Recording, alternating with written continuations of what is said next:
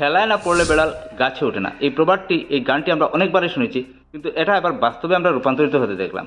যে ইউনিশ সরকার চীনকে খুশি করার জন্য চীন থেকে চাইনিজ সস্তা পেঁয়াজ কিনতে যাচ্ছিল এবং কিনেও ছিল, কিন্তু সে ভাবতে পারেনি যে এটা চাইনিজ মাল, এটা বাংলাদেশের মানুষ অ্যাকসেপ্ট করবে না। এবার যখন বাংলাদেশের মানুষ এই চাইনিজ মালটাকে, চাইনিজ পেঁয়াজটাকে অ্যাকসেপ্ট করলো না, তখন এই পেঁয়াজের কাছে মাথা নত করলো।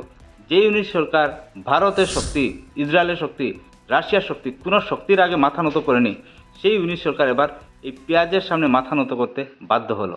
কারণ আমি একটা স্ক্রিনশট লাগাচ্ছি, ভারতের জিও মার্টে এই পেঁয়াজ আজকে 9 ডিসেম্বর 5 টাকাতে বিক্রি হচ্ছে, আপনারা দেখতে পারেন। কিন্তু সেই পেঁয়াজ বাংলাদেশের বাজারে যখন 150 টাকার ধারে কাছে ছুঁয়ে গেল, তখন বাংলাদেশের ইউনিশ সরকার বাধ্য হলো ভারত থেকে পেঁয়াজ আমদানি করতে।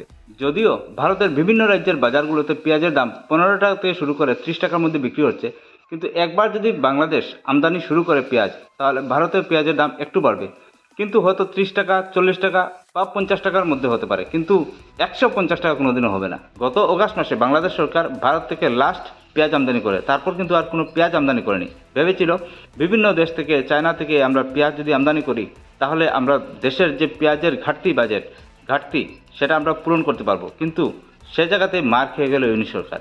এবার বাধ্য হলো ভারত থেকে পেঁয়াজ কিনতে।